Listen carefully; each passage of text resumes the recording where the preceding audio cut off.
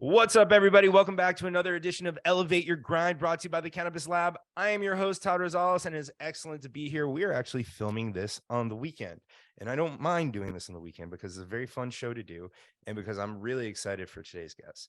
So today we're getting back to the roots of the podcast. When I started this thing, my idea for the podcast was to take the conversations that you had at conferences, not during the day, not during the expert panels and everything else like that, not when you're on your game and you're trying to look for your opportunity, but when you're exhausted, when the day is almost over, you're at the conference networker, you're at the after party, whatever it is, and you have those real honest conversations, the real ones. And that's where you meet your friends. And that's really what this show has been all about. Now, as you guys notice, sometimes I'll have a joint over here, at least for the last episode of the lab report, I did that. But if you look, I have this rolled up right here. And I know what you're saying, Todd, that doesn't look like marijuana. That looks like a fine cigar. And you're not wrong. It is a fine cigar. But this is a blunt rolled with essentially a fine cigar. And the reason that I can do that is because of today's guest. So my guests today are two brothers. They're fourth generation cigar makers. They make the absolute best blunt on the planet. That is backed up by science, I think. But please welcome Dawson and Paxton Newman of Brothers Broadleaf. Gentlemen, welcome to the show. Thank you so much for having us, man. Thanks, Todd. That's a great intro. I didn't lie. The science part might be a lie, but I don't think I lied about anything else. No, it's blunt science, you know? Exactly. It's blunt science. I'm puffing a Havana alongside you, sir. And very nice. I love the Havanas. These are my absolute favorite.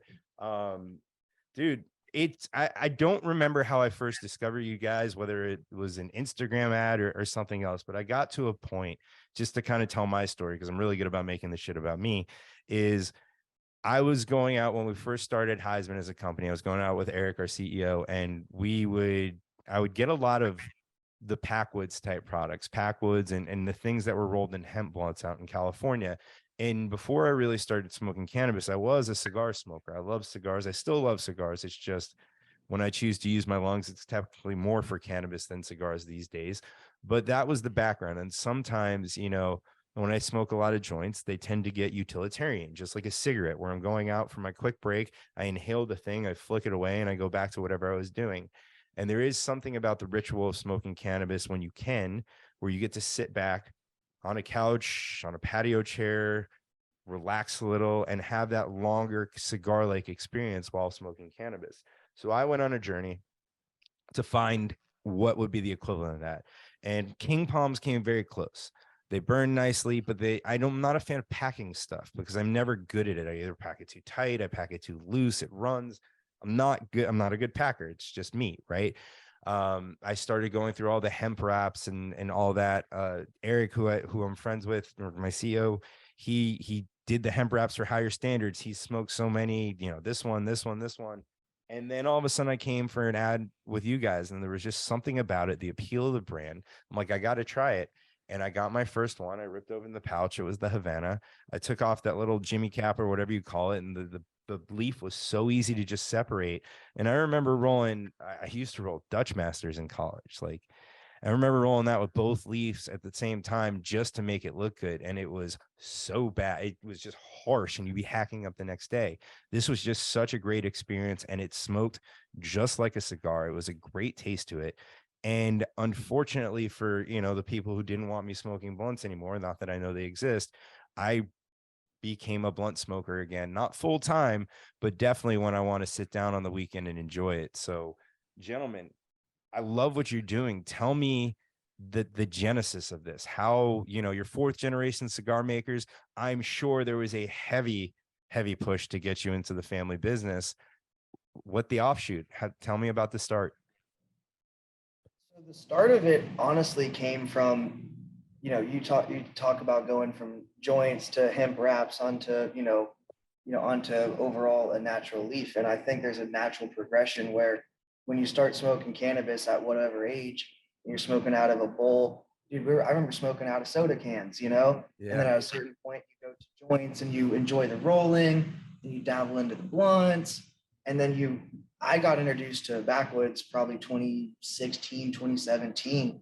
And I still remember hitting that first blunt, and it just changed the way I looked at cannabis. It wasn't about getting high anymore. It's about enjoying an experience, whether that be, sharing a moment with a friend or just enjoying a good flavor. And that's what it boiled down to. And then, you know, as the years went on, keep on smoking backwoods. The quality always disappointed me. And you're supposed to, as you puff a blunt, you should be getting more and more relaxed or more and more happy. But I was getting more and more pissed off because the thing tasted weird. It hit bad. The vein is going way in this direction and it's not sealing. Yeah. And I've already went through 4 in a pack to get this one to roll. And this is the best one and it's burning weird. So our family. So not to interrupt you, but I actually have a good friend who used to make videos saying, make sure you wash your woods, because he would they'd just be disgusting, the leaf. Like there'd be tons of dirt on it too. And, that's kind of how we got turned on, but even going back further, where we're coming from, where we grew up, as you mentioned in your intro, we're 4th generation cigar manufacturers. My brother and I, we've got one other cousin who's with the family business. And, we kind of saw this opportunity here. Growing up, we spent our childhood in the cigar factories, in the tobacco fields, selling premium handmade cigars. And coming from the premium world, like you said, you don't have to smoke a blunt, on your lunch break. People don't do that. And it's funny, my mom has this story. She was a flight attendant and for like 10, 15 years. And not once in her career did she ever see someone on an airplane with a premium cigar in their hand, waiting to get off to smoke it. But almost on every flight, someone's got their pack of cigarettes, and they're like bouncing, just eagerly waiting to get off their plane, to smoke the cigarette. So, premium cigars are different. They're meant to be enjoyed slowly. And when you smoke a premium cigar, you're with good people, you're drinking a good drink, you're outside, it creates this memory and an experience. And, a lot of people can look at a cigar band and it takes them back to this moment of just, a happy moment in their life. And that's where we're coming from. And, our family's been making cigars for 128 years now. And it's that's where we're coming from. It's not something, and what you kind of touched on a little bit about washing backwoods too. And that's kind of what turned us off of backwoods. Is in the premium world, you take your time with your tobacco. It takes at least 2 years from seed to cigar. And you got to take your time with it. You got to ferment it. You got to wash it. A lot of labor involved. And why would you put that much time and then go spray it with chemicals? Yeah, because that's where the flavor comes from in cigars. And in premium cigars, there's the wrapper, the binder, the filler, which we all also have in our pearls. The wrapper is the outside, the binder is the middle leaf, and the filler is the inner leaf. And it takes time. And it's funny because the premium cigars come from the blend, the taste. And you take tobacco from Indonesia, from Nicaragua, Dominican, Honduras, Ecuador, Connecticut, Pennsylvania, all over the world. And you blend this tobacco together to create a unique taste and experience. And that's what makes a good premium cigar. So that's our mentality coming into this. And we want to maintain that premium feel, but offer it to a different market, to the cannabis consumers like ourselves. So that's kind of where we're coming from. And then Paxton, and on to take that more and beyond, everything that we are smoking that any blunt smoker buys in a normal convenience store, smoke shop, gas station is probably made by a high-speed machine where they're cranking these suckers out as fast as they possibly can, trying to fill orders as fast as they can, and they're not caring about the tobacco. So coming with a tobacco-focused, background, wanting to bring the best tobacco to the blunt smokers, and then not using a machine to just bust these things out. We're going to individually hand roll them as our family's done for the past 128 years. We're going to make the best blunt wrap in the world. We won't be able to beat any of our competitors on volume, on quantity, but we will always have the highest quality. It's funny. Like, I agree with you guys as far as the cigar experience. I think I alluded to that before, but I remember a couple weeks ago when I was in Tampa, I was helping a friend out at his business, and like we'd take this midday break. That was kind of the start of the day versus the stuff we were doing at night to catch up on. And he would, I would smoke weed, of course, because that's what I do. And him and his partner is, the guy who ran the shop, they would smoke a cigar.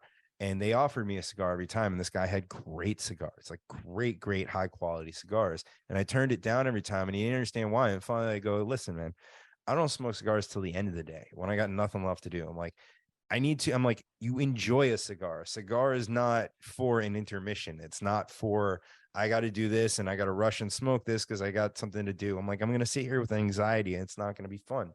I go, at the end of the day, you're still here. We'll smoke a cigar.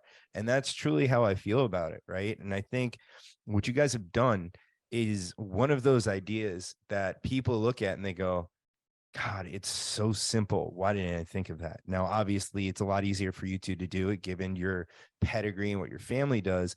But to take a premium cigar and just bring it to the cannabis world, especially just to wrap the cannabis in, it's genius because so many people are really starting to appreciate it. I really see it permeating throughout the cannabis industry right now. Like, it's funny, through the use of social media, we feel that we know people that we don't know. And I had this experience at Terp Basel that the guys threw, because there's a lot of people in the cannabis industry that I either know through Instagram or through LinkedIn or something like that. And maybe I've spent a little bit of time with them or no time at all. And you start talking and you know all these things about them because you follow them on social media, that they feel like a friend already. And that's kind of weird to me. Right. We talked about before the show started, Randy Lanier, and I got to meet him at Terp Basel. And I said to him, I go, is it weird that now everybody that, and I go, you used to keep a low profile. Now everybody that you meet knows exponentially more about you than you know about them. He's like, it's weird as fuck. So we had a good conversation that way. But you guys too, like, we know things about you, right? We see you on Instagram. We see you guys with the cigars. Obviously, I can do my research.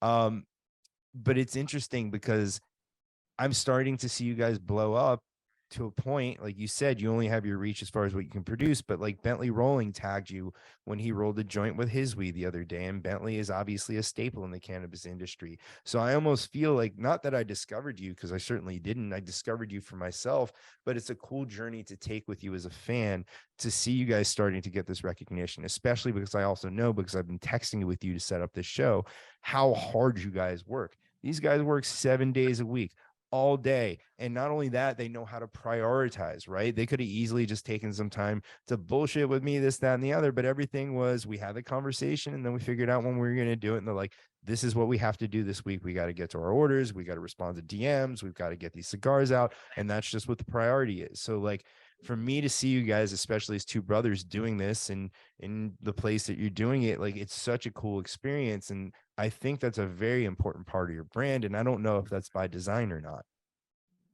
It's not by design, and I want to say thank you, man. That's really, really kind of you. I got a few stories to say. It's not by design, but when we started Brothers Broadleaf, and once we finally got packaging, we hit the Instagram hard. And I had a hit list of people that I knew smoke backwoods and smoke leaf blunts, and that we wanted to try to get to try our product. And Adam L was one of the very first people when we had less than 1,000 followers to give us a chance. And that's helped us make a lot of connections. And through that inspired me to, it's incredibly scary how small the world is in the cannabis community on Instagram. Yeah. When we went out to our first event, our only event in California, we were packing cigars in an office that they gave us at Green Street, and this guy walks in, and I know people from this tiny little circle on the Instagram DMs, and I knew exactly who he was. And his name is Sean from Cookies Oakland. And dude, I talked with him all the damn time, and it's like I knew exactly who he is. I'm his friend. I've been chatting with him for like almost a year now, but I've never met the dude. Yeah, it's Face to crazy. face, and it's just making an instant connection that way. From a a young pothead, so to speak, I love cookies and what everything that Bernard's done, and the way that he's made a brand. So being able to have people like Cosmo and Bernard actually like follow us and see what we do, that's mind blowing to me. Absolutely mind blowing. And then as a weed smoker, seeing all these other brands that I freak out if I ever have an opportunity to try them, and they follow us and they smoke us and they respect us. And it's really, really, really cool to see the community come together and respect true quality, because like you said, Dawson and I are in that back office over there sorting cigars 7 days a week, responding to emails, doing DMs, packing orders, and we don't really get a lot of free time to go out into the community and show face and talk to people. I do on the direct messages, but it's more on a, you can't talk to them face to face. So seeing the responsive people care about the quality and the hard work that we're putting in, it just inspires us to be here on Saturday and, work hard as shit for years to come, Yeah, and it's good to hear that too, because like Paxton said, we don't get the word on the streets. It kind of has to, trickle in, and, there's some days it's just like, why are we doing this to ourselves? Because, yes, we're fortunate and blessed to be in a position where we have, access to tobacco and manufacturing and stuff like that, but it's still not easy, man. And it's, there's no rule book for what we're trying to do. And, it'd be great to replace backwoods, and we're working hard to do that for everybody. But, it's little by little, but it's kind of funny is I think I like to tell the story because we took a trip down to Nicaragua. I actually just got back last week. I go probably back 2 days ago. I try to go every like 6 to 9 weeks, just down, to look at the tobacco, look at production, making sure everything's, running smooth, and always trying to improve. That's number one. We're always trying to improve. And I don't think it's, we get good feedback and people love the brand and it's strong, but that's what I'm saying. I freak out and I look at our cigars. I'm like, we could do so much better. And I know we could do so much better. And it's great that people enjoy what we're putting out now, because I think it's still better than anything in backwoods, but I know that there's still so much cool stuff that we can do that we're working on, and it's super exciting. But yeah, we're always trying to improve. And I'm excited to share. And I think we're smoking something fancy right now. I'm tasting it. My brother didn't tell me. Ooh. We have ghetto We're tester pheno bags. hunting blunt wraps right now. This is beautiful. So the top is, the tobacco world is a little bit behind the ball. It seems like where cannabis has been breeding for, decades. And It's been crossing for thousands of years. I mean, well, Cannabis has. land races. Yeah, but, yeah. But, in terms of actually breeding genetics, tobacco is starting to do that. So, where one seed didn't grow well in Connecticut, if they take a Connecticut seed and grow in Pennsylvania, it doesn't grow the same way it does in Connecticut. They can start adding in different, crossing different seeds of things that do grow well in Connecticut, still have the characteristics, the phenotypes of like a good Connecticut broadleaf, like a thick, dark leaf, grow in Pennsylvania with crossed with something that makes a big leaf. And, so we're getting cool little samples of tobacco, nothing that's full production, but little batches here and there where we have enough where we can roll, a decent amount of cigars and play with them and test them and smoke them. But to go a little bit deeper into that, we're just playing with a little barrel project.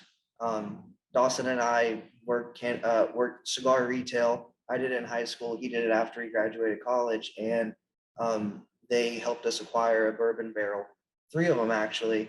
So we've been playing with, aging the cigars in the bourbon barrel, and A wet one, a very wet bourbon barrel. very We did not robust. expect it. Did you guys do a Results- limited release of that already? I thought I remember seeing this somewhere. We did like a brief tester because we put like 100 cigars into this barrel. We had no idea what we're doing, and we took them out after It was like 7 I or don't 10 know how many days. days, but and just to see what happens, and we're like, okay, well, now we got 100 cigars. What do we do? So we just like, are they even good? So we smoked some, we gave some to some customers, and we just wanted to we didn't think anyone was interested in our little science projects. Hell, we didn't think people were interested in Brothers Broadleaf. We made this for ourselves just to smoke, and we got fed up with backwoods, So we tend to, underestimate, what we're doing here. What But, we did with those samples is I literally said, for the next 100 orders, buy a $3 pack of glue. I don't care what it is. Put bourbon in the notes,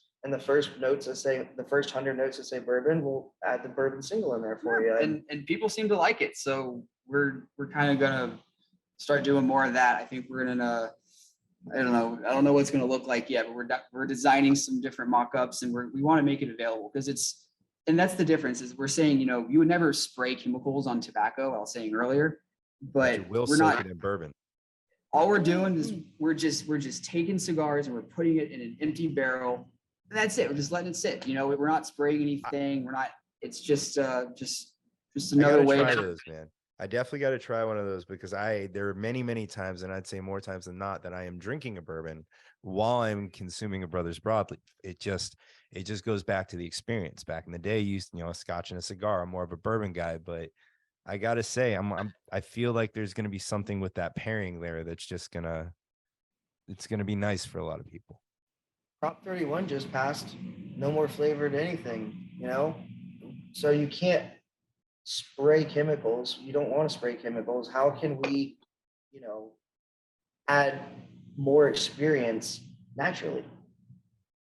And Dude. that's kind of And it's subtle and it's not like overpowering like some of these other products where it's like, oh man, like you open a pack backwoods and I just want to like the aroma is so unnatural and this seems something about this is subtle and it might hit you the bourbon hard in the nose when you first smoke it or at least when you first open it, but we're smoking one right now and it's very subtle. It's not a defining flavor. It's just enough to know it's there, but not enough to like ruin it, you know? Got it.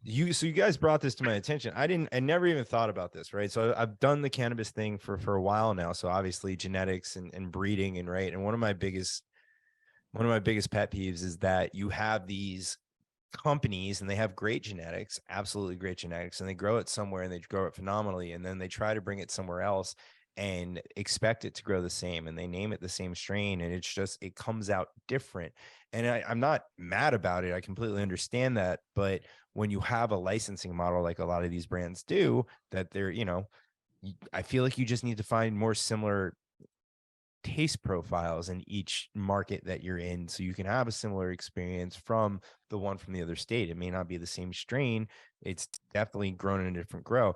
I never even thought that tobacco could do this or never did it. So it's kind of very interesting to me now to think about, the breeding of different tobaccos to make cigars, because cigar making, like you said, your company is 128 years old. You're JC Newman, right? So like there have been cigar companies for a very long time, and to just hear they're just getting into it now is kind of mind blowing. So I'm really excited to hear what you guys have to say about what that future looks like. But I want to go back towards the past, right? So you have this idea, you want to make this company for you because you want something that you would enjoy smoking. How does the process start? Like, well, first of all, I want to know, like, before we get there, how does the family feel about it? So 128 years of making fine cigars, you're not exactly going in a different direction. It's just somehow the intent of the cigar is different. I'll say right now, my dad always wanted us to, once we graduated school, to go get experience somewhere else. Dawson went and sold beer in Charlotte under. I was with like Anheuser-Busch up in Charlotte. I was a sales rep and responsible for 120 some stores and taking orders, selling beer. And but yeah, the point is and I was, while he was doing that, I was still finishing up my biology degree at College of Charleston. So wasn't even really thinking about the job. I was just doing school and smoking backwoods basically.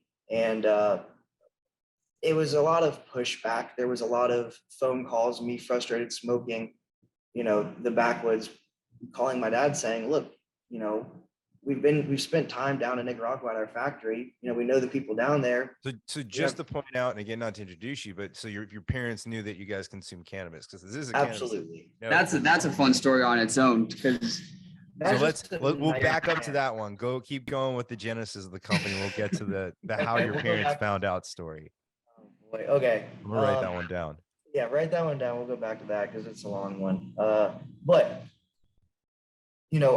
I wanted to do this because I knew it made no sense. I know what a tobacco leaf looks like. If we hand roll them, we can have the vein direction, perfect. We'll never be able to make a lot of cigars, but every single one that we'll make will be perfect, and we'll make sure it will be perfect. And it took a lot of push, and finally I was like, whatever.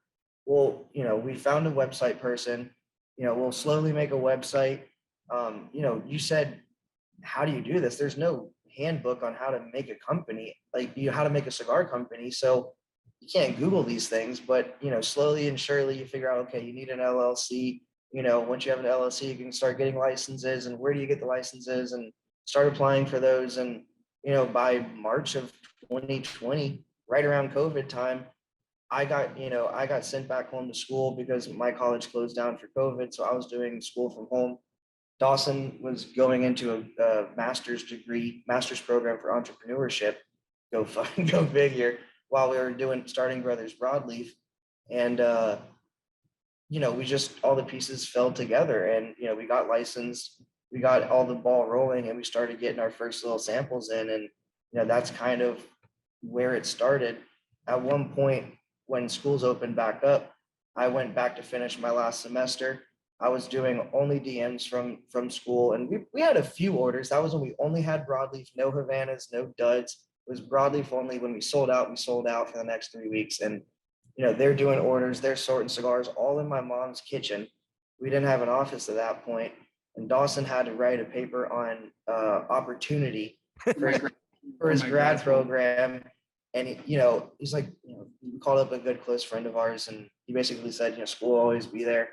And Dawson said, fuck it, dropped out for that program. And but to kind of answer your question is, I dropped out of school after 2 weeks, and it's my family supported that decision because they did see this opportunity here with Brothers Broadleaf, and they supported us pretty much from day one. But it did take some convincing of,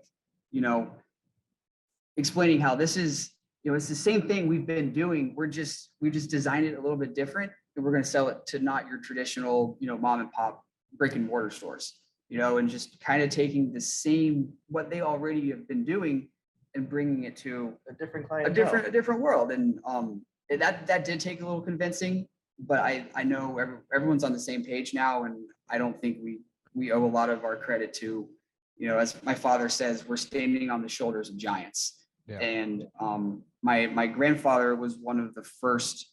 He was in the first class of the Cigar Hall of Fame. That it's really an honor. And our uncle just got induced like 2 weeks ago, which is I think we're the first or second family. I think the Padrones have two. So we got two people in the Cigar Making Hall of Fame, and I don't know if this qualifies enough but anyway. So wait, do we get you guys in the Cigar Hall of Fame or the Weed Hall of Fame? We're gonna have to make it. Neither. We're not worthy. We're just two stoners. Oh, we're just looking at the rookie seasons here right now, so don't worry. I think you guys have a lot ahead of you. No. But yeah, it's been a crazy journey, but everyone supports it now, and we're at the end of the day, we're a cigar company. That's it. We just make cigars, and it just looks a little different. Yeah. That's it. They're used for a different purpose. They are, man. They're used for great purposes. I think everything that you've done about the company, and again, it sounds like I'm pitching for you guys, but it's just because I'm really good at talking about products that I love, like even the experience, right? Like I have a wife, I have 2 kids. Like I'm not gonna run to the gas station to go get cigars for my weed. It's just not an experience that I enjoy. Like if I happen to pass one or see one, maybe I would do that. But like I said, I wasn't even really smoking blunts until until I discovered you guys. Smoke shops, like I don't really even go to smoke shops. I smoke with papers and filter, right? So I can get that on Amazon, I can get that on the internet. It comes to my house, I buy it in bulk, so I have it, and just it's an easier and more convenient experience. And even the way that you guys do it with the drop model, and I know that you're not restricting stock because you're trying to make it a hot commodity. You're just selling everything that you have, selling out, starting over again, doing it again, doing it again, doing it again. So like it's a cool experience, and it's a fun experience. And then it comes to your house, and then you have it, and you have this 5-pack, and you can order multiple of them. You can order a retail pack. Like, I'm sure some people are going to discover you for sure in head shops, and that's just something that's never going to go away. But the direct to consumer experience that you guys have created is fun, right? Like it's I'm glad it's fun for you. It timed up perfectly with COVID as well, because our first sale was September 14th, 2020. That was, kind of in right when things were getting ugly. Yeah. And it's funny, my birthday was 10 days later. We didn't sell out our first drop, so we did a discount to celebrate my birthday. And, it's just funny to see where things have come. That was probably the first drop where we didn't sell out. And, I'm glad you think that it's a pleasurable experience. We want to create a pleasurable experience from start to finish, but that was never our plan from the beginning is all we have to go off starting this business was what the family does. Yeah. And they distribute directly to smoke shops. They go to trade shows, and we thought we'd do the same thing. But, you know, our very first drop, we had 20 boxes, you know, we had nothing. We had, you know, a couple hundred cigars, and they went pretty quick. We're like, well, shit. It's like, well, how are we going to sell these to smoke shops? You know, we sold in, I don't really think we're not doing this anymore, I have to say, but, you know, I think we contacted and sold, like, kind of communicated through Instagram, which they don't really support. And we don't do that anymore because we're very protective of our Instagram now. But yeah, so we built a website, we direct everything through there now. And it was never the design, it was never the plan. And it breaks my heart still to this day, after doing drops consistently every 3 weeks for 2 years. It breaks my heart. We cannot give cigars for everyone who wants them, but, you know. We've literally lived drop to drop with no breaks in between. Our life is on 3-week cycles. Yeah. Like we're dialed there's in this now. circadian You know? rhythm, and then there's the Brothers Broadleaf rhythm, and it's every 3 weeks we restart. And, I see that, man. Like I said, when we communicated, and I think, you know, I like the experience better because I'm someone who doesn't stop at a gas station unless I need gas, right? That's just how it is. So, you know, the online premium experience is much better. What you guys have done is great. So when you were not formulating, but coming up with the actual cigars that you wanted to put out, how did you guys, I mean, I'm sure by testing you had to figure out what tasted the best with weed, or with just what you guys like from the flavor profiles that you had experience with. Like, how do you start going about it? And when you are testing the cigars for your product, do you test the actual cigar, or are you just rolling blunts the whole time? my dad will always test the actual cigar. It's funny, in retrospect, creating Brothers Broadleaf is a type of tobacco. We picked Connecticut Broadleaf because it smoked really, really nice. A lot of people like the darker, thicker leaf, and that's what we picked with. Ironically, it's the hardest tobacco to get in the world, and we kind of shot ourselves in the foot by that. It's only grown in the Connecticut River Valley. You could take that same exact seed and grow it in Pennsylvania, and these big broad leaves with, you know, every vein is, you know, 5 or 6 inches apart. You grow it in Connecticut, or you grow it in you know, Pennsylvania, Virginia, and the leaf is this big, and the veins are you know, you can't get a good cut on it, and you can't work it. And you know, once we realized that we will always be limited on a Connecticut broadleaf, that's what inspired us to make the Havanas. Among other things too, because what we didn't get a lot of complaints, but we did get some. One of them was that, hey, you know, this leaf is great, but it's so thick and kind of rough looking, and broadleaf is typically not a wrapper, not the outer leaf. It's mostly used for flavor in the premium world, but for our purposes, because it's thick, it's pretty elastic. But people were complaining, like, man, it's so thick, and if you're a heavy smoker smoking 4, 5, 10 blunts a day, you know, it can be punishing. So kind of taking that advice, knowing the restrictions on tobacco, we found something that's comparable, but a little more approachable too, and more accessible. Well, not even that, but, you know, something that's more, I like to say now, the broadleaf, the black packs, those are your nighttime smokes. That's your premium cigar experience. You're drinking, smoking, sharing with friends. Your Havana Pearls are for your heavy, true smokers that are smoking when they get out of bed from when they're getting back into bed all day long, you know? So we try to have something for everybody, you know, and some people like them light and thin, some people like them dark and thick, and everything in between. So we're trying to just offer a premium experience for everyone's taste palette, you know? And this is a good time to talk about, we got a lot of questions on the DMs, the difference between the two tobaccos, and then what the duds are. It's, you know, just like in the cannabis world, different genetics and different types of cannabis have different flavors. You know, tasting a gelato is very different than tasting, you know, an OG, you know, very different spectrums. And I think the Havanas grown in Ecuador are a very silky, mild experience, even though it's a dark leaf, and the actual leaf itself is just more pretty. It's more silky and gorgeous. The broadleaf is super rugged, robust. And if you weigh them on a scale, leaf to leaf, the broadleaf weighs more. So it's a heavier tobacco ratio. So it's going to be more tobacco forward in the smoke itself. The duds are just the light versions of everything. Color doesn't really play a much in flavor. It's just an appearance thing. But sometimes it's an indicator of, aging or, thickness sometimes. How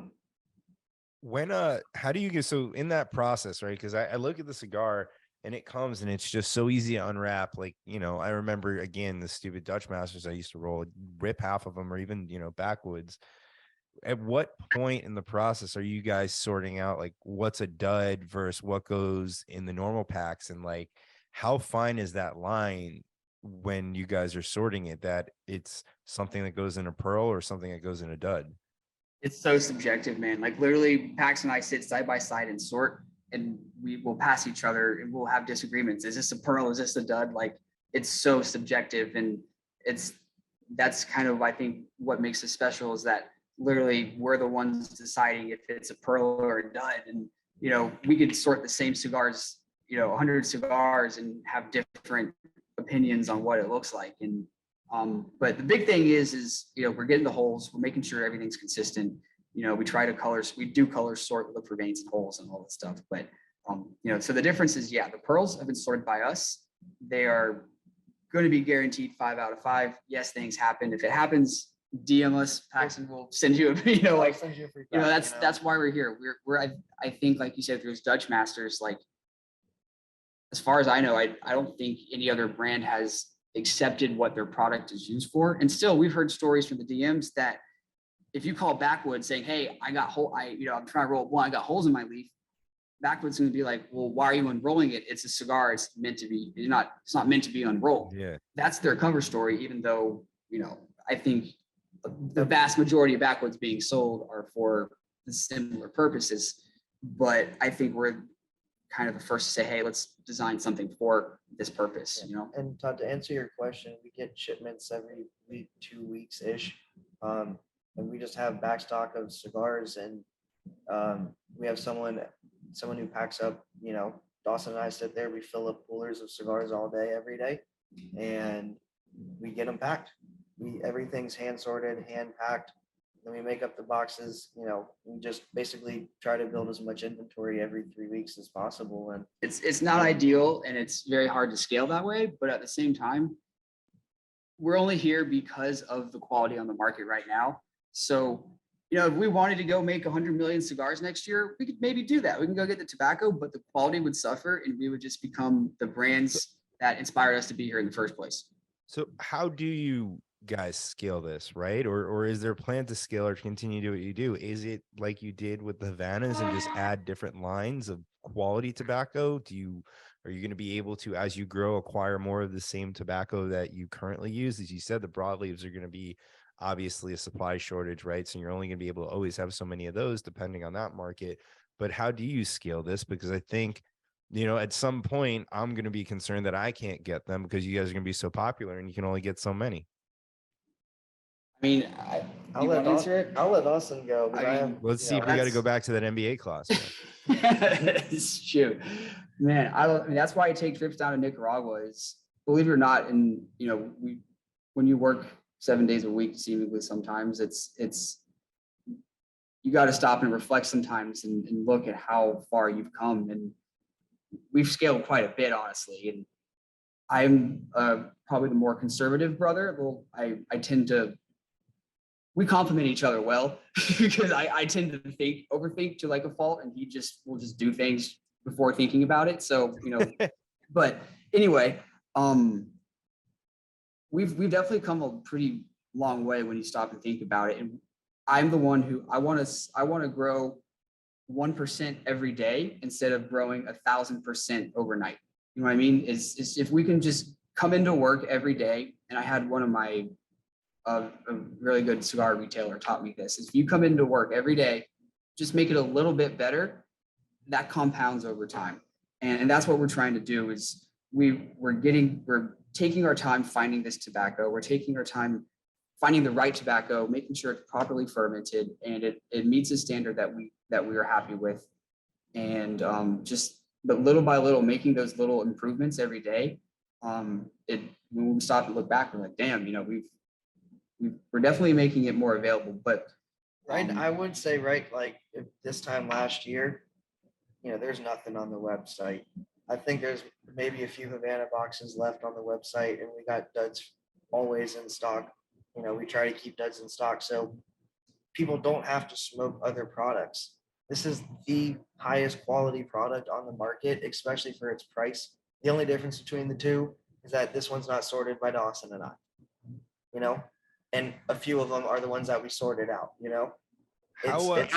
How'd you guys come up with the names in that sense? Because was it just the P and the P and the D and the D?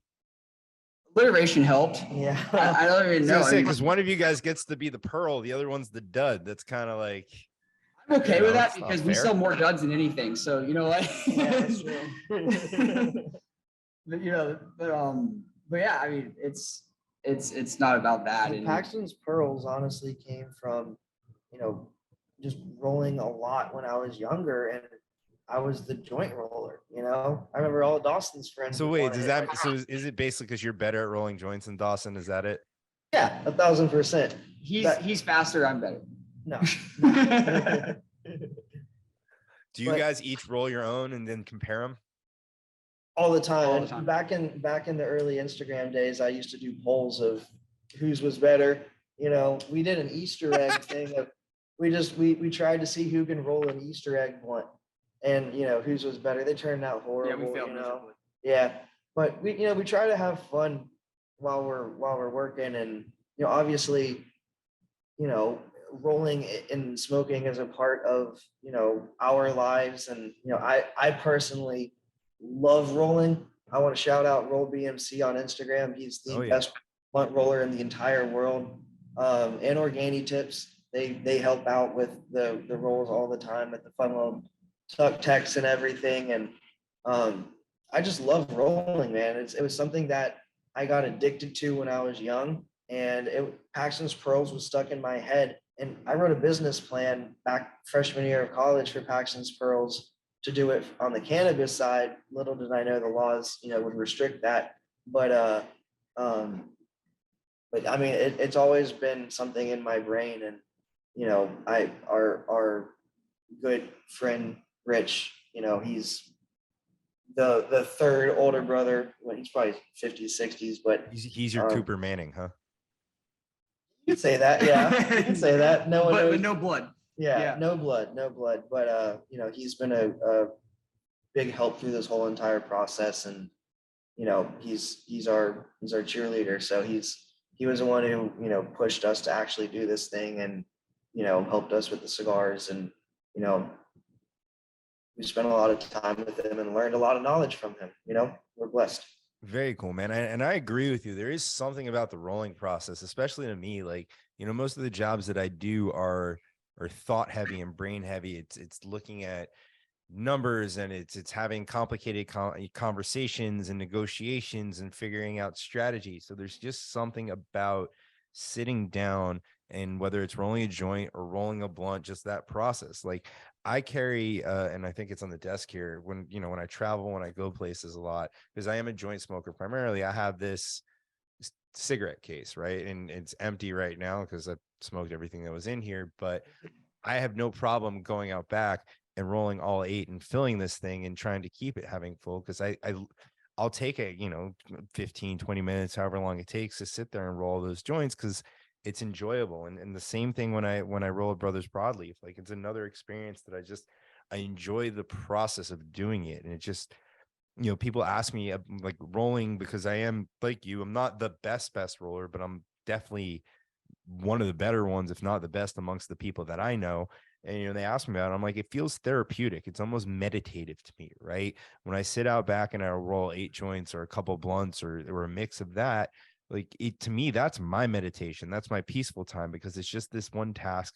It just takes attention to detail and patience, and it becomes very, very simple in that manner. I don't know if you feel the same way. Have you ever glass blown before? I've never glass blown. It looks When fun.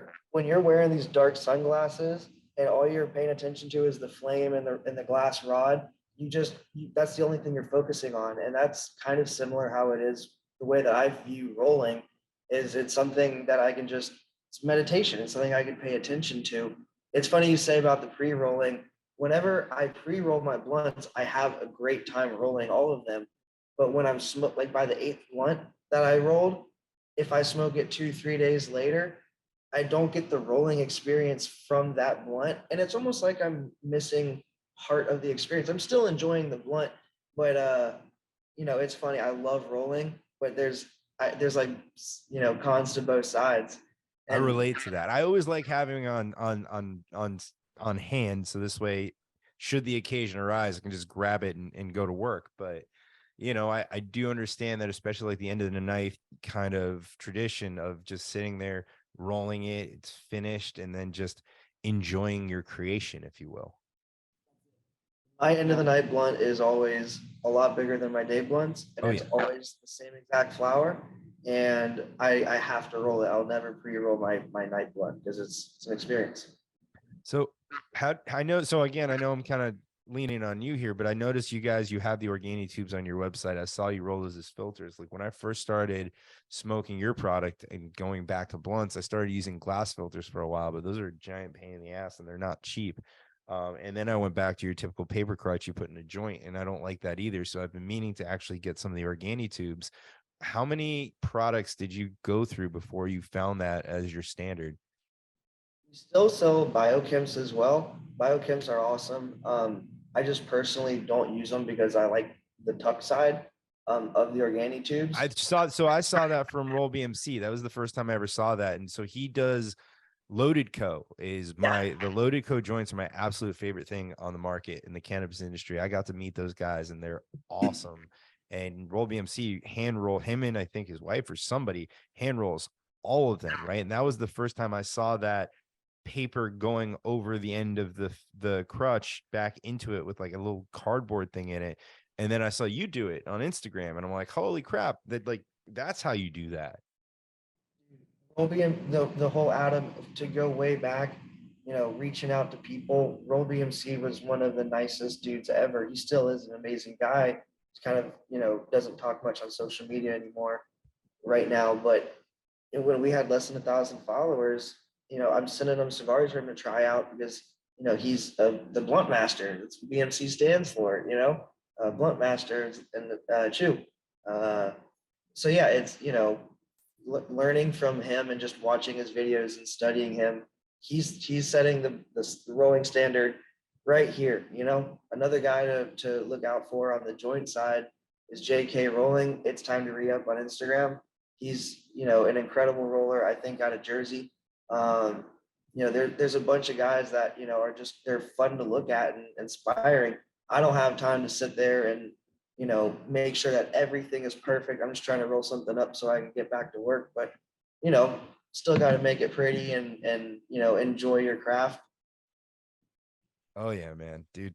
I told you, like I was obsessed with that technique, and then I saw you do it. Guys, I mean, listen, I've done my research. I've talked to you guys about the things that I know. I love what you're doing. I love the projects that you're coming out with the bourbon thing. I'm excited to see what you're continuing to do. Is there anything that I may not know that you guys would want to talk about and just share with people as you guys are continuing to do your drops and expand brick by brick and keep going? What can people expect from you guys as we move forward towards the future? That's a very good question. I mean, Yeah. first, I just want to thank everybody for even, wanting to try our products, and it's a real pleasure to share them with you. It's something that we enjoy ourselves. We wish we could share a lot more. That's our active goal. That's what we want to do, is we want to be able to share with anybody who wants to try something different, something that we think is better. That's been our mission since day one. And like I said, we never thought this would be a business until we shared it with a couple of people. And ever since then, we've just been trying to maintain that quality, but also reach our goal of being able to share with everyone who feels the same as we do, about every other product out there. And we want to maintain our premium quality. And that's our promise to everybody, is that no matter how big we get, we don't want to become what everyone else is doing. We want to continue to innovate, continue to just provide the best all around smoking experience from start to finish, and keep improving 1% every day. And just know that we're hard at work. And if you do want more blunts, they're coming. I saw it myself in Nicaragua 3 days ago, and it's just, like I said, it's just, we're going to keep making the best blunts in the world. And like I said, we got lots of ideas too, lots of different fun things. This is what we're smoking, is the 1.0.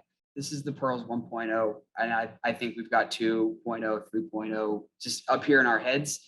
It takes time to design cigars. It's a simple, natural product, but there's a lot of behind the scene works going on that a lot of stars have to align. You grow tobacco from Connecticut. How do you get it to Nicaragua? There's a lot of moving pieces, and it's a chess match behind the scenes. So that's where the delay comes from. But it's like I said, it's a chess game. So there's an end game in mind, and multiple end games. I love hearing you say that, because, I constantly have conversations with a lot of people. And of course, we need to see 128 years of Brothers Broadleaf now. And, we'll see when that happens. Well, we won't see if that happens, but hopefully it does. I love hearing you saying that you just want to continue to put quality out there, and you'll grow at the rate that you can continue to put quality out there. And because you guys are brothers, and, I'm assuming privately owned, you have the liberty to do that, which is absolutely incredible. Because to me, I look at some of these biggest companies in the world, and whether those be products or brands, and I have conversations with people with something like Jack Daniels, right? Like, at some point in time, to get to be that big, Jack Daniels had to be the best, or one of the best, right? You don't start growing to a point where you can be a behemoth unless you had the best thing at one point. Like, maybe at some point in time, Outback had some of the best steaks. I don't know, right? And I always feel that when you have a quality, good company, it always sucks when you find a restaurant, when you find the first one and it was amazing, and then all of a sudden, fast forward a couple of years, and they got 15 locations and the quality's gone down, because some people just they know how to do something really, really, really well, but they don't know how to do it at scale. I see that in the weed industry too, right? I think that's some of the biggest issues that we have in Florida here, is when you come into the state of Florida, for the most part, if you want to be competitive, you have to have $75-100 million just to be able to buy a license, be able to open up your doors. And then in order to make up that money, you got to be able to serve the entire state of Florida. That's a lot of fucking weed to grow. You might know somebody who knows how to grow weed, grow the best weed, but can they grow 250,000 to 500,000 square feet of that weed time after time again? So I hope to see you guys continue this journey the way that you do it, and I'm very excited to have a front row seat to watch you guys do it through the way that you do social media. I think Dawson nailed it perfectly. That's very kind for you to say, man. We'll keep on. Guys, your microphone went out, I think, somehow. Can you hear us? I can no longer hear you. Unless it's me. Test. There you go. You're back. Okay. Oh, wait. No, as you went back away. Is it there now? Yeah. I think you just got to get a little closer. Okay. You got too relaxed during the I podcast. I get too far from the away. computer. We can tell that the blunt has been settled in, and you just.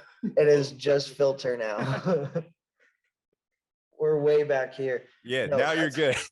So from the cigar side, that is our main business, but we do, everything through Instagram. Damn it, it's blocked. We have an Instagram counter over there that shows our follower count real time. And, I pride myself that I do Instagram DM 7 days a week. And I do have direct communication with these smokers. They're my friends. I talk to them all the time on Instagram. And, if anyone wants to chat about blunts or has any questions, message me on Instagram. If you have issues with our products, which, you shouldn't, message us and we'll chat there. And, we do need to step up our Instagram content game, because we're a social media company as well, but we're not good with the whole, media part. We're very social, but we're not good with the media part. You got like an hour and a half of this conversation that you can probably use for the next 60 days. So. We're going to be cutting clips for years. That's very true. That's very, very true. And you know, that's another thing, you know, Alien Lab shouted us out on a podcast, and I have the clip, but I can't figure out how to get it to format, and I don't have enough time because these cigars need to get sorted, and I'm doing DMs, and you know, it's small business problems, you know. And just prioritize and execute. That's the word. Jocko Willink. Jocko is amazing.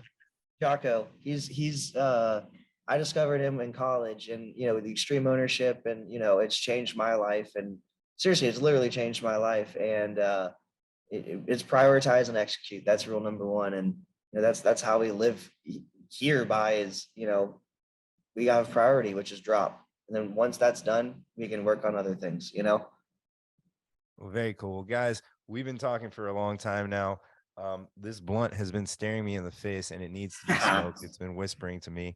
And I don't want to be the one responsible for missing a drop. So we're going to go ahead and start wrapping this up. Is there anything that you want to leave people with? Obviously, where they can find you, the handles, the websites, all that good stuff. Yeah, you know, hit us up on Brothers Broadleaf on Instagram at Brothers Broadleaf. Shoot us a follow, shoot us a DM, say hi. You know, we chat a lot on emails as well. Our website's brothersbroadleaf.com. Drops are every 3 weeks on Sundays. Next drop is December 18th at 3 p.m. Eastern time. We're a Florida company.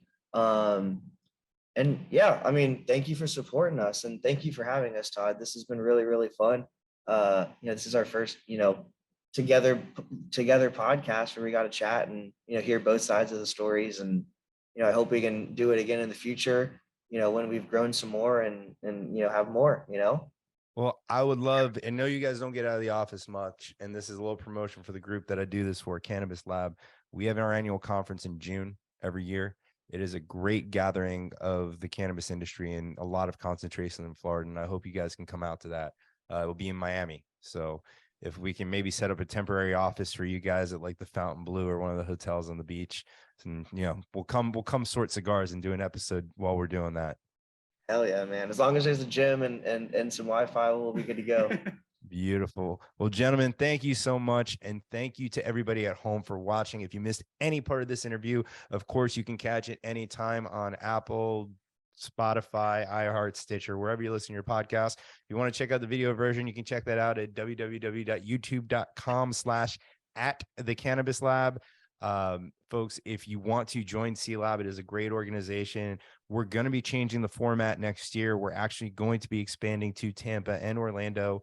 We're going to do morning networkers. We'll do evening networkers. We will have a weekend grow tour, and all of our content, all of our expert content will go digital, which is going to be amazing because the quality of panels we're going to be able to provide you are going to be at a massive national level. So get excited for Cannabis Lab in 2023. Check us out at joinclab.com, folks. We'll see you next week.